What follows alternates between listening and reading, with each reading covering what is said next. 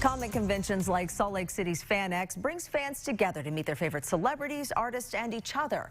And the true believers love to show off their dedication through cosplay, dressing up as their favorite characters. But that fun can turn to fear in seconds when a person's boundaries are violated. It's a problem that can cause life-altering horror well past the convention. Here's one woman's tale of the dark side of cosplay. I am a portrait artist. You're creating a portrait of a character that you then get to wear. It's not just something you put on a canvas or on a piece of paper and hang on a wall. It's something that you get to interact with.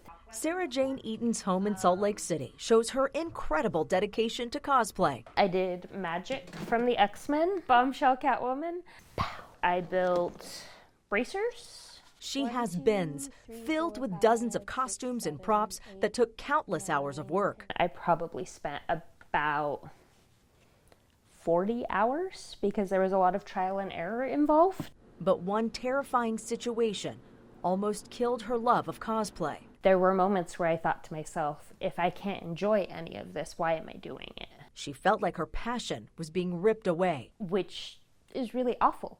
This year, during FanX 2018, Sarah began to speak about what happened. I'd stopped going to a lot of events because I was tired of him following me around. Sarah is referring to the man who harassed her at FanX and other cosplay events for 2 years. The situation came to a boiling point right here in Salt Lake City in 2016. Our security team asked them to leave us alone.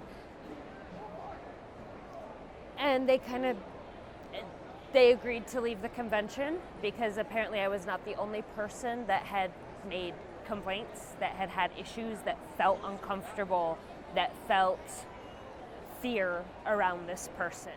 The harassment didn't stop there, and the fear followed her into her daily life.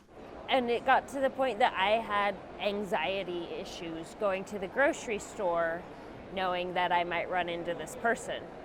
Sarah says her friends and family did whatever they could to get him to stop the behavior. My late husband wound up having to have a sit-down talk with this individual and asked him to leave me alone. After my husband passed away, he began contacting me again. The harassment escalated once again. But it still made me sick to my stomach with why? Why are they not able to get the hint? Not even the hint, the blatant, please leave her alone. Sarah felt she had no other option but to take that man to court. But there was no guarantee a judge would side with her. I was honestly really scared that if I didn't get the injunction, that somebody might show up and harass me further or possibly threaten physical violence. In the end, she got her injunction.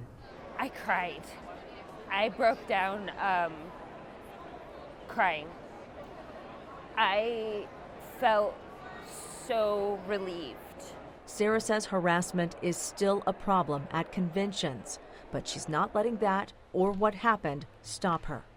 Back at Sarah's home, she's already planning her cosplay for FanX this spring. It's something I've wanted to do for a really long time, and it's from one of my favorite comic books. Because she says, despite the dark side of the convention community, the amount of support that I had, the amount of people that said, yes, I believe you, that said, we're here for you, it outweighed that. And when Sarah was at one of her lowest points, it was there she found support. When my husband died, it was the cosplay community that rallied and that made me feel safe, that made me feel really loved and appreciated. I've created a really solid group of friends, people that I depend on, that I love, that are brilliant, creative, fun people. And one of the things that we do together is cosplay. I don't want to give that up. I love that. While cases of convention harassment don't always end up in court, Sarah's story isn't unique. In a response to those concerns, FanX organizers implemented a 24-hour harassment complaint hotline for their 2018 event. They also formed an independent community council to deal with harassment claims.